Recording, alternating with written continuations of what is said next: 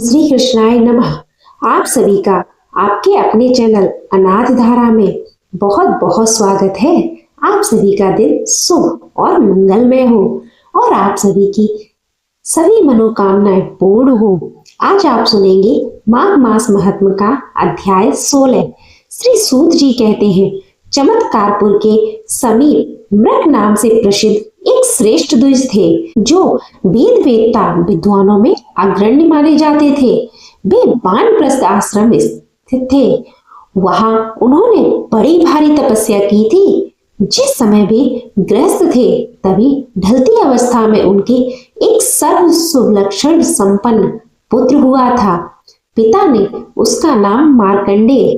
एक दिन जब वह पिता की गोद में बैठकर खेल रहा था, उसी समय वहां कोई सामुद्रिक शास्त्र का विद्वान आया। उसने नख से लेकर शिखा तक उस बालक की ओर देखा। देखकर उसके नेत्र आश्चर्य से चकित हो गए। फिर वह किंचित मुस्कुराया और मृग मुनि ने उसे हंसते देखकर विनीत भाव से पूछा, विप्रवर, मेरे इस पुत्र की ओर देखकर आप चकित क्यों हो गए थे और फिर हंसे क्यों? उन्हें बारंबार इस प्रकार पूछने पर उस श्रेष्ठ ब्राह्मण ने कहा, मुनि, इस शिशु के जो लक्षण देखे जाते हैं वे यदि किसी मनुष्य के शरीर में हो तो वह अजर अमर होता है, परंतु इसमें जो एक विशेष लक्षण है उससे सूचित होता है कि आज के दिन से 6 महीने पूरे होते ही इसकी मृत्यु हो जाएगी। ऐसा जानकर आप आज से ही इसके लिए लोक परलोक में हितकर कार्य कीजिए। यह कहकर वह उत्तम ब्राह्मण अपनी अभिष्ट दिशा को चला गया। तब मृग मुनि ने मन ही मन कुछ सोच विचार कर उचित समय से पहले ही बालक का यज्ञोपवीत संस्कार करा दिया। फिर उसे कर्तव्य का उपदेश देते हुए कहा, बेटा, तुम जिस किसी भी ब्राह्मण को देखना उसे अवश्य विनय पूर्वक प्रणाम करना। इस प्रकार व्रत में स्थित हुए उस बालक के 6 महीने पूर्ण होने में केवल 3 दिन शेष रह गए। वह सदा प्रत्येक ब्राह्मण को प्रणाम करता रहा।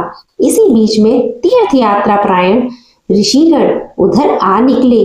जहां वह मेखलाधारी मार्कंड था, उसने उन सब मुनियों को बारी बारी से प्रणाम किया और सबने अलग अलग उसे दीर्घायु होने का आशीर्वाद दिया।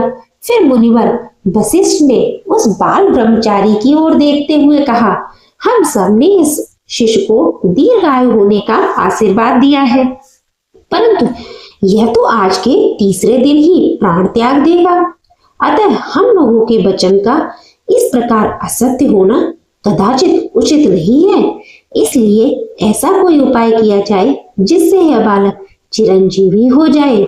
फिर वे सभी महर्षि परस्पर विचार करके इस निश्चय पर पहुंचे कि ब्रह्मा जी को छोड़कर दूसरा कोई इसके जीवन का उपाय नहीं है। अतः इस बालक को उनके आगे ले जाकर उन्हीं की आज्ञा से इसे चिरंजीवी बनाया जाए। ऐसा निर्णय करके तीर्थ भ्रमण का कार्य रोककर उस ब्रह्मचारी को साथ लेकर वे शीघ्र ही ब्रह्मलोक में जा पहुंचे। वहां ब्रह्मा जी को प्रणाम करके वेदोक्त स्रोत द्वारा उनकी स्तुति करने के बाद सब मुनि बैठ गए। इसके बाद उस बालक ने भी ब्रह्मा जी को प्रणाम किया और ब्रह्मा जी ने भी उसे दीर्घायु होने का आशीर्वाद दिया। इसके बाद ब्रह्मा जी ने सप्त ऋषियों से पूछा, तुम लोग कहां से और किस लिए इस समय यहाँ आए हो और यह उत्तम व्रत धारण करने वाला बालक कौन है?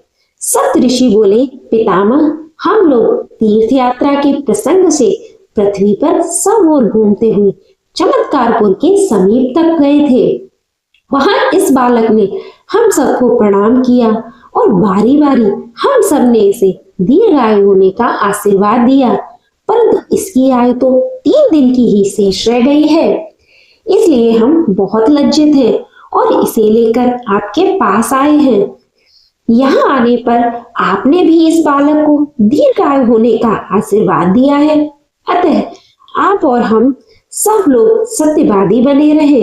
इसके लिए कोई उपाय आप अवश्य करें। मुनियों का यह वचन सुनकर ब्रह्मा जी ने हंसते हुए कहा, यह बालक मेरे प्रसाद से वेद विद्या में प्रवीण तथा जरामृत से रहित होगा, इसमें संदेह नहीं है।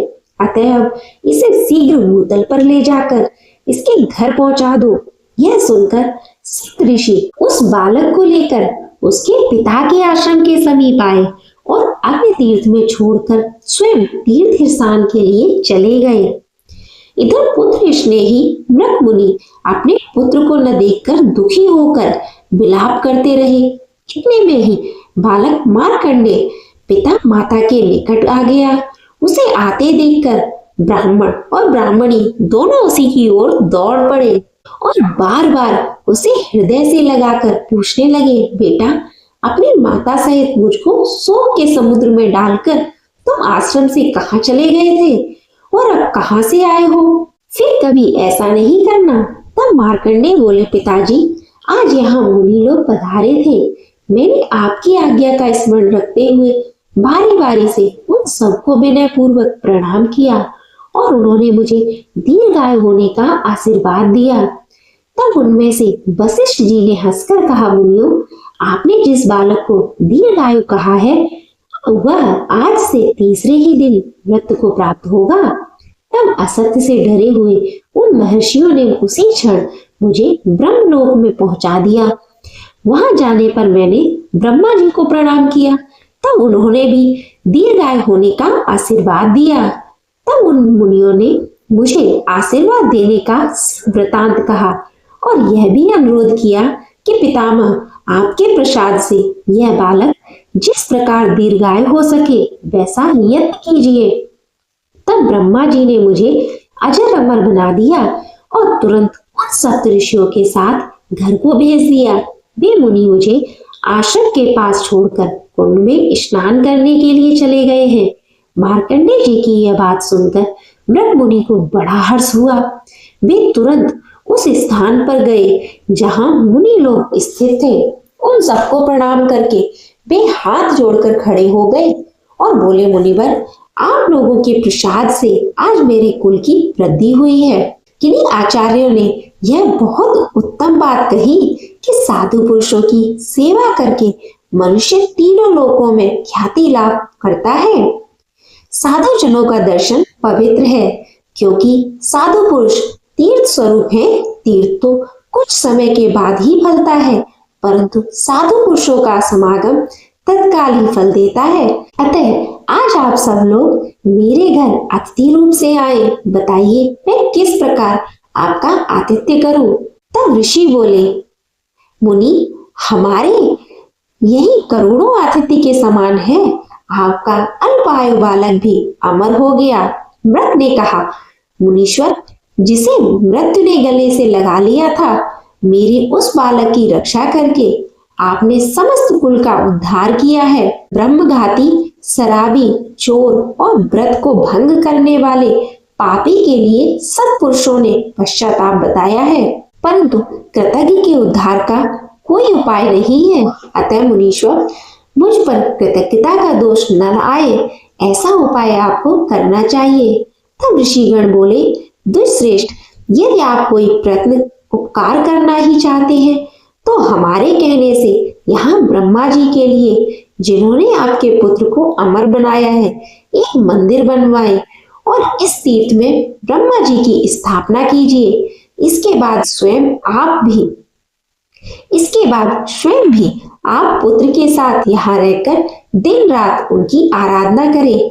हम और दूसरे ब्राह्मण भी आपके साथ रहकर नित्य प्रति पितामह का पूजन करेंगे। वहां आपके बालक के साथ हमारा सख्य संबंध स्थापित हुआ है, इसलिए यह तीर्थ बाल सख्य के नाम से प्रसिद्ध होगा। हमारे वचन से यह तीर्थ सदा रोगी और भयभीत पुरुषों को रोग एवं भय से मुक्त करेगा।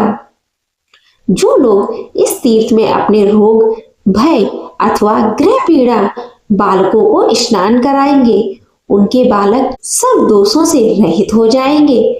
जो मनुष्य श्रद्धा पूर्वक निष्काम भाव से इस तीर्थ में स्नान करेंगे, वे उत्तम गति को प्राप्त होंगे। ऐसा कहकर वे सभी मुनीश्वर मृग मुनि की अनुमति लेकर अन्य तीर्थों में चले गए। इसके बाद पुत्र सहित मृग मुनि ने ज्येष्ठ मास की पूर्णिमा को ज्येष्ठा नक्षत्र में चंद्रमा के स्थित होने पर ब्रह्मा जी की स्थापना की और आलस्य छोड़कर वे दिन रात श्रद्धा पूर्वक उनकी आराधना में लगे रहे। इससे उन्हें उत्तम गति की प्राप्ति हुई। हे ब्राह्मणों, जो बालक ज्येष्ठ मास के ज्येष्ठा नक्षत्र में वहां स्नान करता है वह 1 वर्ष तक ग्रह आदि जनित पीड़ा का कभी अनुभव नहीं करता है। श्री सूत जी कहते हैं, उस तीर्थ के पश्चिम भाग में परम उत्तम एवं अतिशय पवित्र मृग तीर्थ है जो समस्त भूतल में विख्यात है। जो मानव उस तीर्थ में पूर्ण श्रद्धा के साथ चैत्र शुक्ल चतुर्दशी को मध्याह्न काल में स्नान करते हैं वे समस्त दोषों और पापों से युक्त होने पर भी किसी प्रकार पशु पक्षियों की योनि में नहीं जाते। जो कृतज्ञ, नास्तिक, चोर तथा राजनिंदक है वे भी वहां स्नान करके परम गति को प्राप्त होते हैं। ऋषियों ने पूछा, हे सूत नंदन, उस क्षेत्र में मृग तीर्थ का आविर्भाव कैसे हुआ? तब श्री सूत जी ने कहा, महर्षि, पूर्व काल में उस विशाल वन के भीतर एक दिन बहुत से महाभयंकर व्याघ अपने हाथों से धनुष लिए आ पहुंचे। उस समय एक वृक्ष के नीचे हिरणों का झुंड विश्वस्त होकर बैठा था। व्याध के दृष्टि उनके ऊपर पड़ी। मृग भी उन व्याध को दूर से ही देखकर भय से व्याकुल होकर भाग चले और पास ही गहरे जलाशय को देखकर उसी में समा गए। जल के भीतर प्रवेश करते ही वे सब हिरण उसी तीर्थ के प्रभाव से मानव शरीर को प्राप्त हो गए। तब उसने व्याध ने पूछा, भद्रपुरुषों, इस मार्ग से अभी अभी हिरणों का झुंड आया है, बताइए वह किस मार्ग से निकला है? तब वे मनुष्य बोले, हम लोग ही वे हिरण हैं। इस तीर्थ के प्रभाव से हमने दुर्लभ मानव शरीर प्राप्त कर लिया है। यह सुनकर वह व्याध बड़े विस्मय में पड़े और उन्होंने भी धनुष बाण फेंककर उस तीर्थ में स्नान किया। स्नान करते ही वे दिव्य शरीर से युक्त होकर श्रेष्ठ राजा हो गए। प्राचीन काल में जहाँ स्नान करके राजा त्रिशंकु को उत्तम शरीर प्राप्त हुए थे, उसी जलाशय में स्नान करने के कारण वे व्याध भी सब पापों से मुक्त होकर उत्तम शरीर को प्राप्त हुए। उस शुभ तीर्थ में विष्णुपद नाम से प्रसिद्ध एक अन्य तीर्थ भी है जो समस्त पातकों का नाश करने वाला है। दक्षिणायन आरंभ होने पर मनुष्य एकाग्रचित होकर वहां विष्णुपद का पूजन करे और श्रद्धा पूर्वक भगवान को आत्मनिवेदन करे। ऐसा करने वाला पुरुष दक्षिणायन में मरने पर भी भगवान विष्णु के परम पद को प्राप्त होता है, इसमें कोई संदेह नहीं। इसी प्रकार उत्तरायण आरंभ होने पर भी विधि पूर्वक विष्णु पद का पूजन करके एकाग्रचित होकर भक्ति भाव से आत्मनिवेदन करे। ऐसा करने वाला पुरुष भी भगवान विष्णु के पुण्य धाम को प्राप्त होकर सुखी होता है।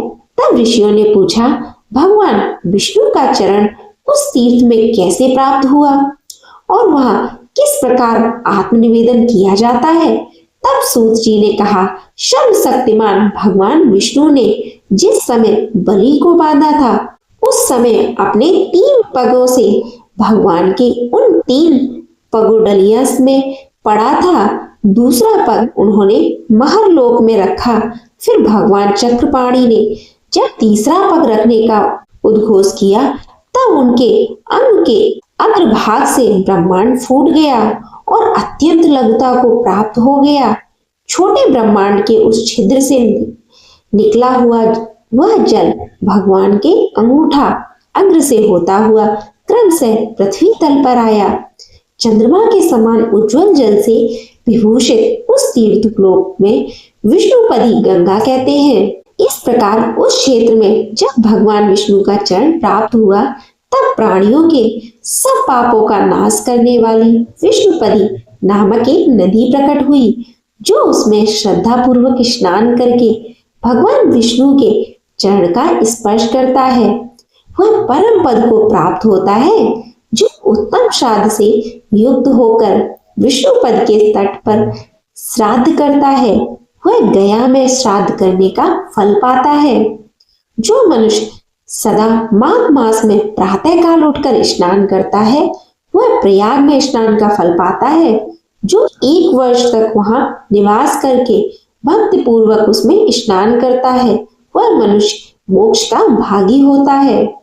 जिसकी हड्डियां उस तीर्थ के जल में डाल दी जाती है वह परम गति को प्राप्त होता है। जो प्यास से पीड़ित होकर बिना भक्ति के भी उस तीर्थ के जल में प्रवेश करते हैं वे भी पाप मुक्त होकर शरीर का अंत होने के बाद भगवान विष्णु की जरा मृत्यु रहित परम धाम में जाते हैं। फिर जो परम काल उपस्थित होने पर श्रद्धा पूर्वक स्नान करके वेद के ज्ञाता श्रेष्ठ ब्राह्मणों के दान देते हैं उनके लिए क्या कहना है। इसलिए जो मनुष्य अपने कल्याण की इच्छा रखता है वह प्रयत्न पूर्वक विष्णुपदी के जल में स्नान तथा विष्णुपद का स्पर्श करे। दक्षिणायन अथवा उत्तरायण प्राप्त होने पर श्री विष्णुपद पूजन करके इस मंत्र का उच्चारण करे अर्थात भगवान यदि 6 महीने के भीतर मेरी अकस्मात मृत्यु हो जाए तो आपके चरणों में ही मुझे आश्रय मिले और मैं आपका सेवक या पार्षद हो जाऊं। श्री हरि से ऐसा कहकर इसके बाद ब्राह्मणों का पूजन करे और उन्हीं के साथ भोजन करे। ऐसा करने वाला पुरुष उत्तम गति को प्राप्त होता है। आज का अध्याय यहीं तक। इसके आगे का वृतांत आप अगले अध्याय में सुनेंगे। अब आप सुनिए भगवत गीता का यह अध्याय। भगवान कृष्ण के वचनों को न समझकर अर्जुन बोले, हे पुरुषोत्तम, जिसका आपने वर्णन किया वह ब्रह्म क्या है, अध्यात्म क्या है, कर्म क्या है और आदिभूत नाम से क्या कहा गया है, आदिदेव नाम से क्या कहा जाता है। हे मधुसूदन, यहाँ आदि यज्ञ कौन है और वह इस शरीर में कैसे है और युक्त चित्त वाले पुरुषों द्वारा अंत समय में आप किस प्रकार जानने में आते हो। इस प्रकार अर्जुन के प्रश्न करने पर श्री कृष्ण भगवान बोले, हे अर्जुन, परम अक्षर अर्थात जिसका कभी नाश नहीं होता ऐसा सच्चिदानंद घन परमात्मा तो ब्रह्म है और अपना स्वरूप अर्थात जीवात्मा अध्यात्म नाम से कहा जाता है तथा भूतों के भाव को उत्पन्न करने वाला शास्त्र विहित यज्ञ, दान और होम आदि के निमित्त जो द्रव्य आदि का त्याग है वह कर्म नाम से कहा गया है। उत्पत्ति, विनाश, धर्म वाले सब पदार्थ अधिभार में पुरुष आदि देव है। हे देहधारियों में श्रेष्ठ अर्जुन, इस शरीर में मैं वासुदेव ही विष्णु रूप से आदि यज्ञ हूँ और जो पुरुष अंत काल में मेरे को ही स्मरण करता हुआ शरीर को त्याग कर जाता है वह मेरे साक्षात स्वरूप को प्राप्त होता है। इसमें कुछ भी संशय नहीं है। कारण यह है कि हे कुंती पुत्र अर्जुन, यह मनुष्य अंत काल में जिस जिस भाव को स्मरण करता हुआ शरीर को त्यागता है उस सब को प्राप्त होता है, परंतु सदा उसी भाव को चिंतन करता हुआ, क्योंकि सदा जिस भाव का चिंतन करता है अंत काल में भी प्रायः उसी का स्मरण होता है। इसलिए हे अर्जुन, तो सब समय मेरा ही चिंतन कर और युद्ध भी इस प्रकार मेरे में अर्पण किए हुए मन बुद्धि से युक्त हुआ निसंदेह मेरे को ही प्राप्त होगा।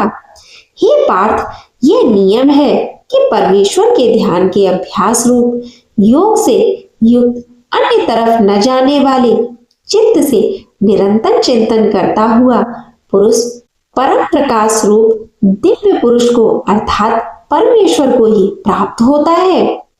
इससे जो पुरुष सर्वज्ञ अनादि सबके नियत सूक्ष्म से भी अति सूक्ष्म सबके धारण पोषण करने वाले अचित्य स्वरूप सूर्य के सदृश नित्य चेतन प्रकाश रूप अविद्या से अति परे शुद्ध सच्चिदानंद घन परमात्मा को स्मरण करता है वह भक्ति युक्त पुरुष अंतकाल में भी योग बल से भ्रकुट के मध्य में प्राण को अच्छे प्रकार स्थापित करके फिर निश्चल मन से स्मरण करता हुआ उस दिव्य स्वरूप परम पुरुष परमात्मा को ही प्राप्त होता है।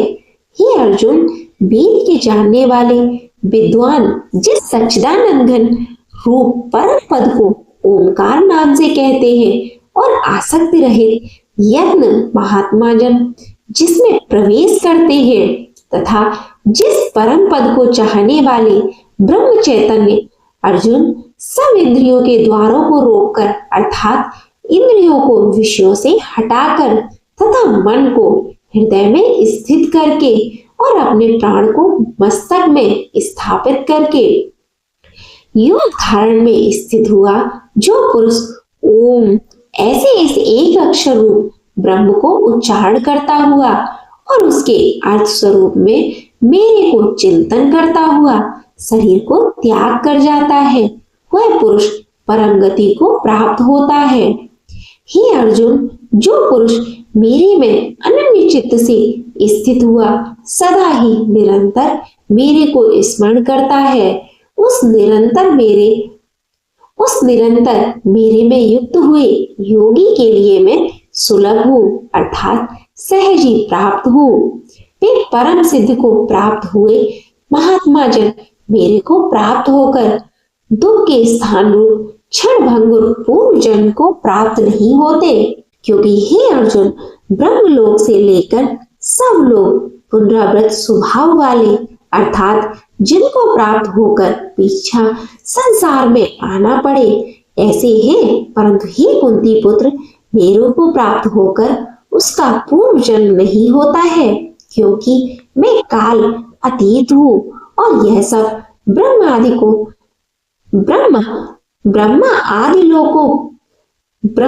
आदि लोक काल करके अवधि वाले होने से अनित्य है।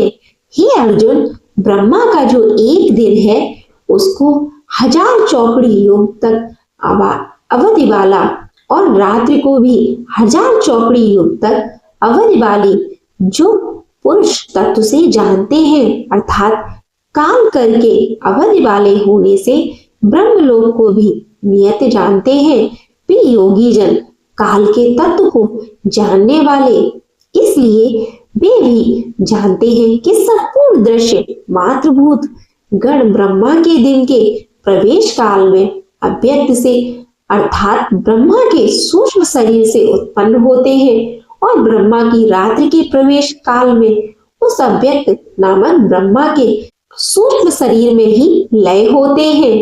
वही भूत समुदाय उत्पन्न होकर प्रकृति के बस में हुआ रात्रि के प्रवेश काल में लय होता है और दिन के प्रवेश काल में फिर उत्पन्न होता है। हे अर्जुन, इस प्रकार ब्रह्मा के 100 वर्ष पूर्ण होने से अपने लोक सहित ब्रह्म भी शांत हो जाता है, परंतु उस अव्यक्त से भी अति परे दूसरा अर्थात विलक्षण जो सनातन अव्यक्त भाव है वह सच्चिदानंद घन पूर्ण परम ब्रह्म परमात्मा सब भूतों के नष्ट होने पर भी नष्ट नहीं होता है। जो वह अव्यक्त अक्षर ऐसे कहा गया है उसी अक्षर नामक अव्यक्त भाव को परम गति कहते हैं तथा जिस सनातन अव्यक्त भाव को प्राप्त होकर मनुष्य पीछे नहीं आते हैं वह मेरा परम धाम है। और हे पार्थ, जिस परमात्मा के अंतर्गत सर्वभूत है और जिस सच्चिदानंद परमात्मा में सब जगत परिपूर्ण है वह सनातन अव्यक्त परम पुरुष अनन्य भक्ति से प्राप्त होने योग्य है। और हे अर्जुन, जिस काल में शरीर त्याग गए योगी जन पीछे न आने वाली गति को और पीछे आने वाली गति को भी प्राप्त होते हैं। उस काल को अर्थात मार्ग कहूंगा। उन 2 प्रकार के मार्गों में जिस मार्ग में ज्योतिर्मय अग्नि अभिमानी देवता है और का अभिमानी देवता है तथा शुक्ल पक्ष का अभिमानी देवता है और उत्तरायण के 6 महीने का अभिमानी देवता है, उस मार्ग में मरकर गए हुए ब्रह्मवेत्ता अर्थात परमेश्वर की उपासना से परमेश्वर को परोक्ष भाव से जानने वाले योगी जन उपरोक्त देवता द्वारा क्रम से ले गए हुए ब्रह्मा को प्राप्त हुए हैं। जिस मार्ग में भूअभिमानी देवता है और रात्र अभिमानी देवता है तथा कृष्ण पक्ष का अभिमानी देवता है और दक्षिणायन के 6 महीनों का अभिमानी देवता है, उस मार्ग में मरकर गया हुआ सकाम कर्म योगी उपरोक्त देवताओं द्वारा क्रम से ले गया हुआ चंद्रमा की ज्योति को प्राप्त होकर स्वर्ग में अपने शुभ कर्मों का फल भोग कर पीछे आती है। क्योंकि जगत के यह 2 प्रकार के शुक्ल और कृष्ण अर्थात देवयान और पितयान मार्ग सनातन माने गए हैं। इसमें एक के द्वारा गया हुआ पीछे आने वाले परम गति को प्राप्त होता है और दूसरे द्वारा गया हुआ पीछे आता है अर्थात जन्म मृत्यु को प्राप्त होता है। हे पार्थ, इस प्रकार इन दोनों मार्गों को तत्व से जानता हुआ कोई भी योगी मोहित नहीं होता अर्थात फिर वह निष्काम भाव से ही साधन करता है, कामनाओं में नहीं फंसता। इस कारण हे अर्जुन, तू सब काल में समत्व बुद्धि रूप योग से युक्त होकर अर्थात निरंतर मेरी प्राप्ति के लिए साधन करने वाला हो। क्योंकि योगी पुरुष इस रहस्य को तत्व से जानकर वेदों के पढ़ने में तथा यज्ञ तप और दान आदि को करने में जो पुण्य फल कहा है उस सब को निसंदेह उल्लंघन कर जाता है और सनातन परम पद को प्राप्त होता है। अब आप सुनिए श्री कृष्ण चालीसा पाठ।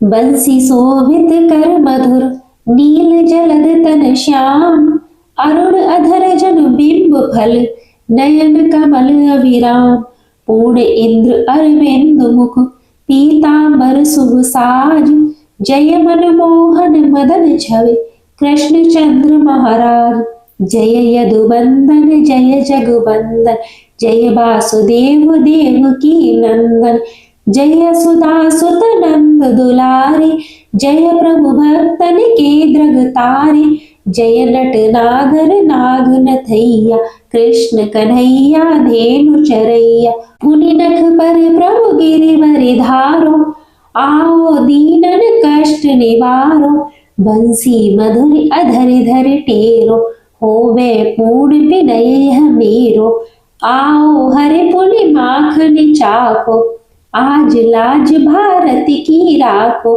गुल कपोल चेमुख अरुणारे, मृद मुस्कान मोहनी डारे, राजत सजीव नयन विशाला, मोर मुकुट में जंती माला, कुंडल श्रवण पीत पट आछे, कटिके कड़ी काछनी काछे, नील जलज सुंदर तन सोहे, छवि को देख नाग मुनि मोहे, मस्तक तिलक अलक घुंघराले, आओ कृष्ण बांसुरी बाले, करे पय पान पूति नहीं तारो, अका बका कागा सुर मार्यो, मधुवन जलत अगेन जब ज्वाला, भैसी तल लख तहि नंद लाला, सुरपत जब ब्रज चढ़ो रिसाई, मूसर धार बारि बरसाई, लगत लगत ब्रज चहन बहायो, गोवर्धन नख धारि बचायो, लखिय सुदामन ब्रह्म अधिकाई, मुख मह 14 भवन दिखाई,